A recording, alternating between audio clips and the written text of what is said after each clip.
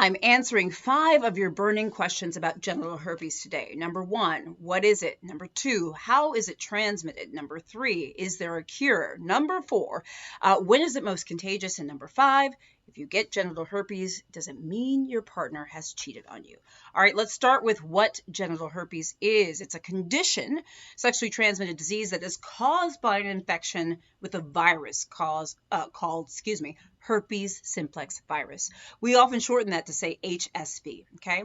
Herpes simplex virus comes in a couple of different forms. HSV type 1 and type 2 are the forms that can cause genital herpes, okay? So it's a viral infection, sexually transmitted. Now, how do you get it?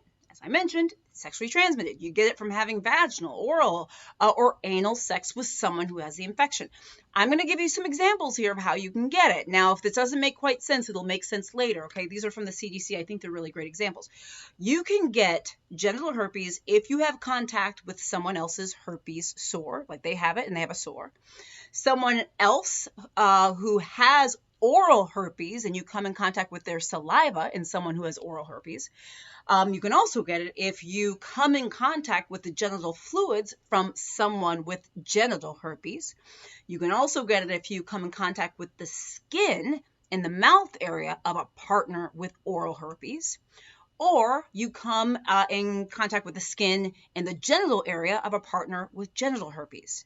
I know it's a lot, but hang in there with me, okay? You can also get genital herpes from a partner who doesn't have any lesions, or even a partner who just doesn't even know they have herpes, okay? You can still get it. And it's also possible to get genital herpes if you receive oral sex from a partner with herpes, oral herpes, okay? I need you to let that sink in. I know it's a lot, and if you need to replay that section of the video again, it's okay. But understand that you don't have to have a lesion to get herpes. Sometimes even just coming in contact with the skin, and it can be oral or from the genital area that you actually can get genital herpes from. You cannot and do not get genital herpes from things like doorknobs and swimming pools and stuff like that. No. Now, is there a cure for herpes, genital herpes? No, there is not. But symptoms can often be managed quite well with using self-protective measures and antiviral drug therapy. So I'm not going into therapies in this video, but just know that there are antiviral medications. They're not curable, they're not curative, doesn't cure the virus, but what it does is these medications help reduce the number of outbreaks, the number of the severity of symptoms and things like that. By the way, that is very, very important. The use of these antiviral medications along with using condoms can really sort of decrease how contagious herpes lesions are to other people. All right. So now let's talk about, and by the way, you can live a fabulously fulfilling, healthy, happy life with genital herpes. All right.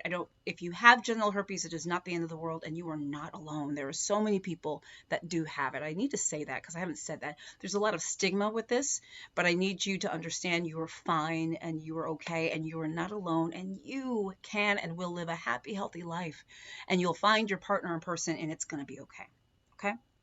Now, when is genital herpes most contagious? Well, the risk of spreading the infection is much greater when a person has signs or symptoms of active infection, like lesions and things like that. But you can still spread genital herpes even when there are no ulcers present, okay? So what needs to happen? Well, using a latex condom with every sexual encounter is going to reduce the risk of transmitting herpes, okay? You got to use condoms. You got to use them every time. Now, this is the thing.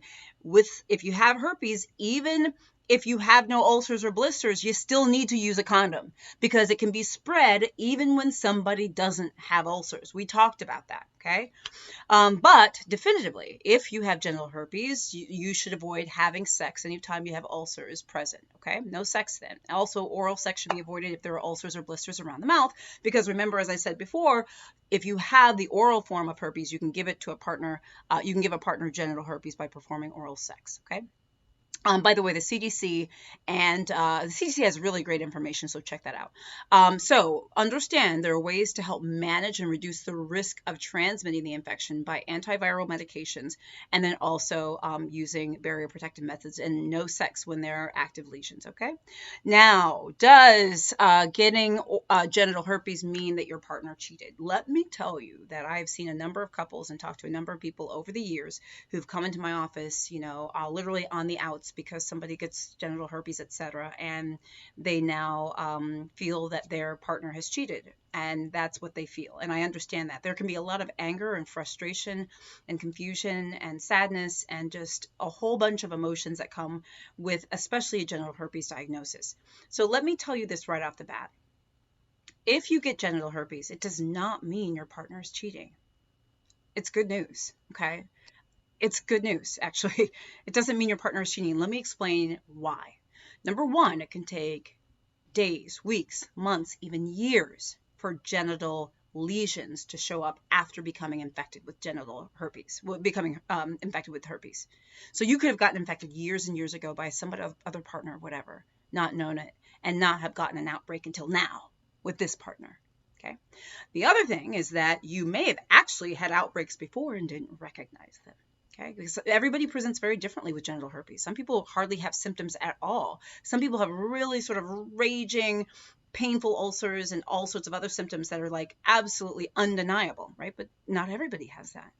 So it's possible that someone who thinks that they just got genital herpes because they had lesions pop up, it actually doesn't mean that this is the first time they've had lesions, okay? Or the first time that you actually had an outbreak. You might have actually had this a while ago, even before the partner that you have at this moment in time.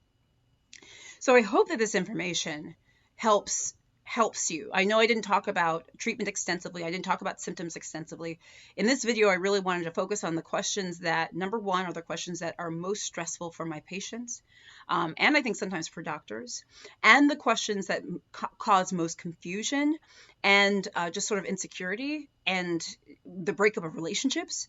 And I just wanted you to know this stuff, okay? So I want you to know it's going to be all right. It's going to be fine. But you just have to know what you're dealing with, okay? And you have to understand that genital herpes is not always spread by lesions, right? You can get it without lesions. You just have to know the deal. And once you know the deal, then you can sort of act accordingly, okay? And no, it doesn't mean that your partner cheated if you get genital herpes, okay? If you get an outbreak. I really hope this is helpful. I've got other videos on cold sores and things like that, and other herpes videos. I hope it's helpful. Let me know in the comments. Share this video with anyone else you think could benefit from it. I'm really hoping it helps a lot of folks out there. Check out the CDC. Go to medlineplus.gov, other evidence-based sites to learn more about genital herpes. It's going to be all right. Okay. I'm Dr. Jen Caudle, practicing family physician, on-air health expert and video creator. I do daily videos. I'm on Facebook. Please like and follow my page there. I'm on YouTube. Please subscribe to my channel. Click the little bell for updates. I do daily videos. I'm on Instagram, WhatsApp, TikTok. Oh my God, that was the longest, most protracted sneeze ever. Sorry. TikTok, WhatsApp. Take my allergy medicine. I gotta see. TikTok, WhatsApp, all the good stuff. Instagram. Follow me there, Dr. Jen Caudle. Also, please sign up for my free health newsletter at www.drjencaudle.com. Guys, I'm Dr. Jen. Also, let me know your stories in the comments. Love y'all.